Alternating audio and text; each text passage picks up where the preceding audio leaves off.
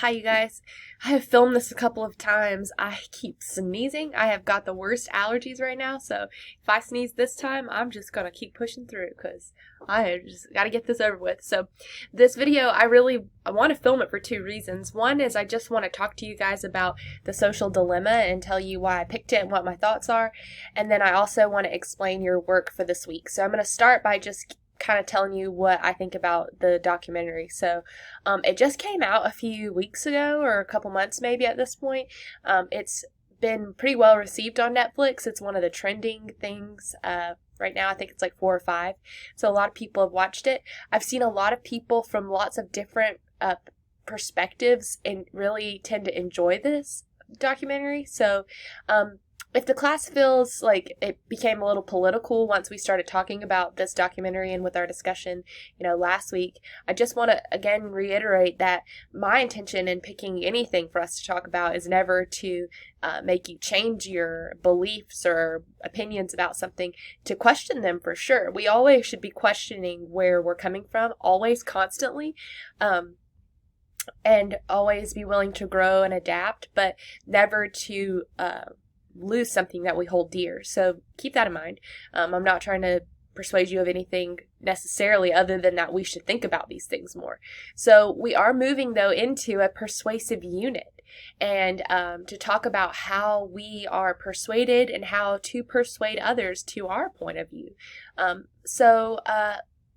I'll start by saying, I think this documentary wants to persuade us to be very cautious about our interactions with social media. I think there are 3 reasons why, main reasons. One, our addiction to it is highlighted. And the addiction, is not just to, our actual phone, or I have, the Apple Watch. I don't even get notifications on this, though, because it actually gets on my nerves. I just use it for, fitness and whatever, but some people are constantly looking at this and getting their text messages, even just on our bodies now. It's a strange sort of thing that we've come to normalize. I have my phone sitting right here in front of me right now, and I also, I'm on my MacBook, I have an iPad, and I have another computer in front of me, my office computer. The technology is everywhere and it's useful and it's helpful, but where do we start to depend on it too much? And not depend on it for information, but depend on it for self-worth. Hold on, I gotta sneeze. Let me pause this. Okay, I just sneezed. I'm back. I don't remember what I was saying. Oh, we depend on the technology to provide us with a sense of social security. Not social security like what you pay into and get later when you retire, but our ability to connect to other people socially. So it's not bad or wrong to want people to like you, literally, and to like your posts. It's not wrong. It's actually natural, and it's great to want to be liked. If you really didn't care what other people thought about you at all, you would probably be kind of mean and selfish. So caring about other people and your interactions with them is fine. Wanting to talk to other people is healthy. Texting, whatever you're doing, Snapchatting is actually okay. I think it's really awesome that you can be so connected to other people so easily.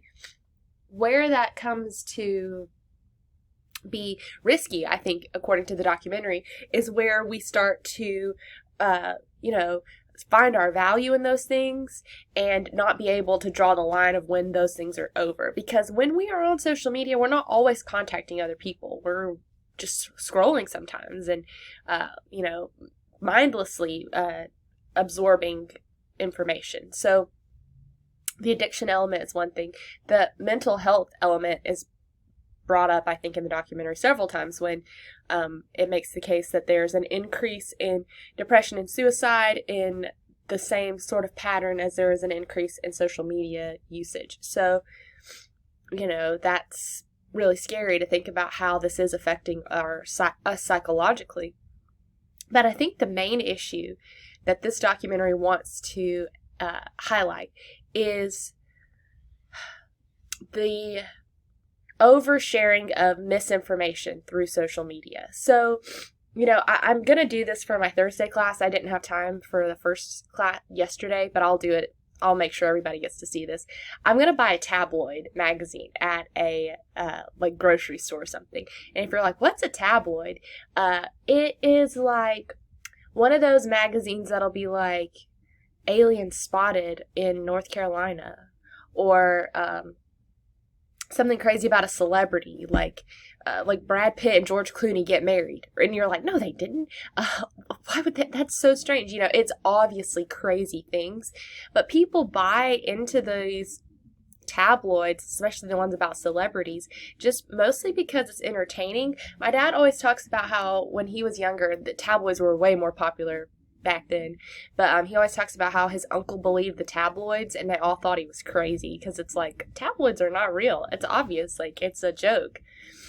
But I argue that we see tabloids now more than ever. So what we're seeing on social media sometimes that we think is news is not really news. So, for example, when my dad was a kid, you knew the difference between a tabloid and the New York Times, which was around back then.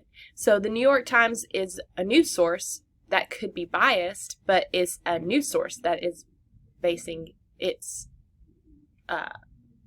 articles on reality. Whereas a tabloid was really meant to just kind of stir people up a little bit, have something to talk about, and entertain them.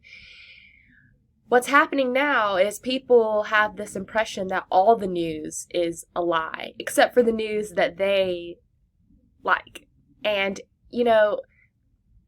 we talked about in analysis that there is this thing as like subjectivity, and we all interpret and have different thoughts. I'm about to sneeze again. Hang on.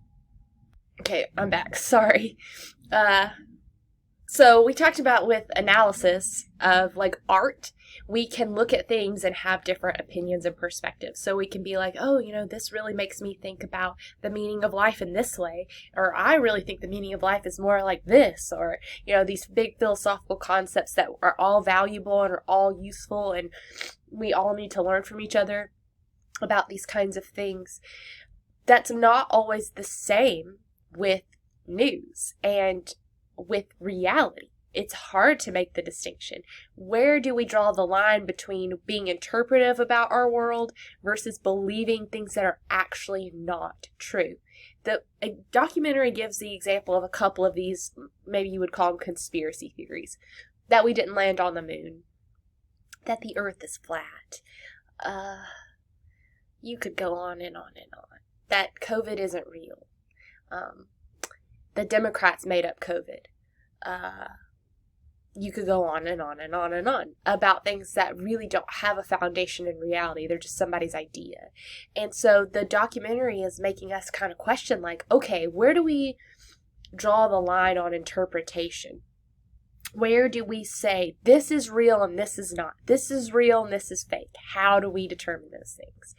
And it is hard, especially when you have the artificial intelligence of social media feeding you this information. So if you didn't catch it, what the documentary claims, and the people who created these apps claim, is that the social media accounts want you to stay on their app. So when I'm on Instagram, Instagram wants me to stay on that app. You want to know why?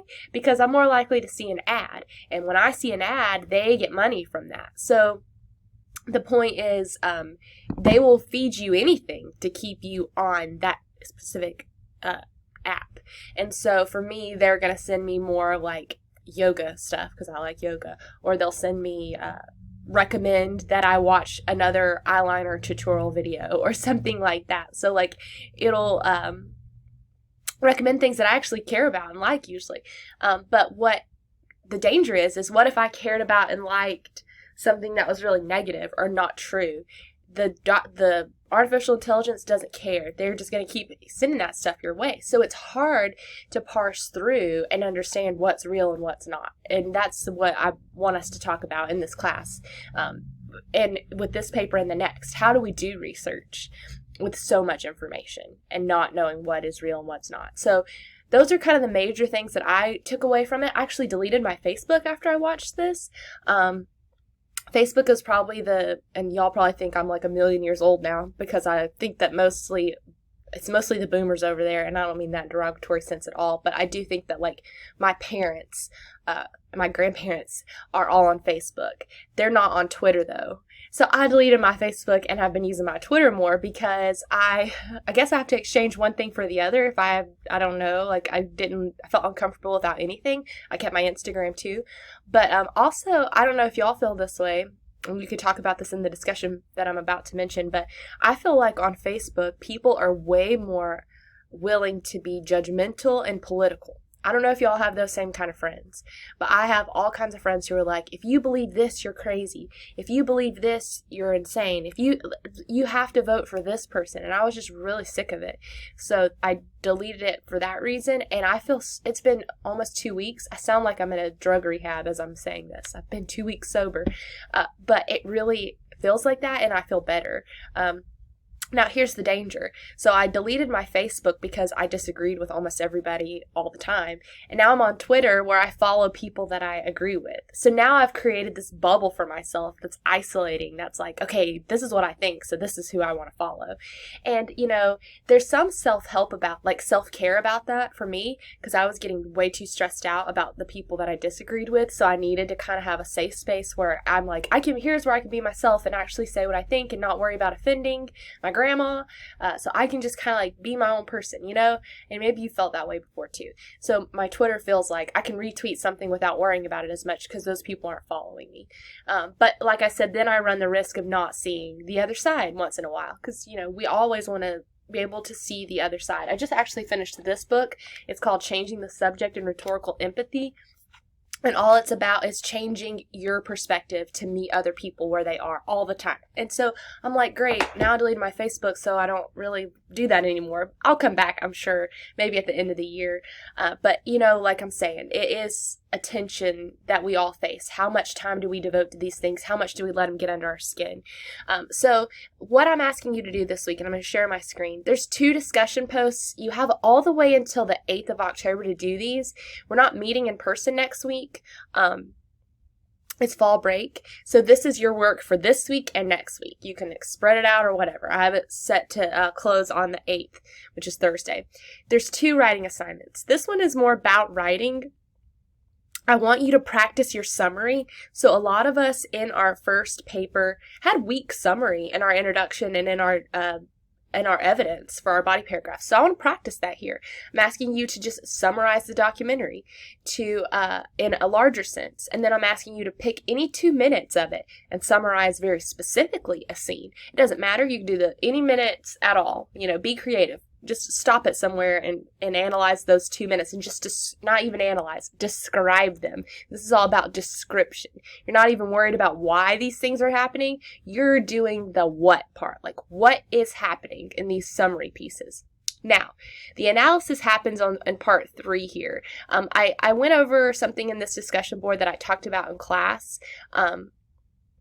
These ethos, pathos, and logos rhetorical strategies. Make sure you read that. I'm running out of time here on my screen recorder, so I can't really say too much, but if you have confusion about this, you can let me know. But we did this in person in class yesterday, and I just want you to, and we'll do it again Thursday, but I want you to do that formally here. So practicing what is being said by analyzing this, by creating summary, and then thinking about it rhetorically. What devices are being used to persuade you of something. Now, the second discussion post is an opinion piece. And I want you to think about kind of like what I just did, where I told you about my social media and how I sort of changed my interaction with it and how I feel about that now. I just want you to self-reflect on your social media experience. Notice how much you use social media or don't. Which ones do you like? Why do you like those? How much time are you spending? Do you care about that? And then I want you to provide your opinion about is social media a good or a bad thing? You can say, of course, somewhere in the middle. I think probably everybody will. But I would like for you to kind of like really try to challenge yourself. If you had to pick, what would you say? If this was like a scale, which side of the scale is heavier? Just try it out. So those are the 2 discussion posts. One of them is about writing. One of them is about your opinion. You have till the 8th. And then there's one quiz that's 10 questions long, multiple choice, very easy if you watch the documentary. Okay, thank you all for bearing with me through this video, through my allergies. I'm hoping that I feel better later. But in any case, y'all reach out to me if you have questions. I won't talk to y'all again for a little bit since we're kind of moving to fall break. So I hope y'all do get a little rest, and I will see you all soon.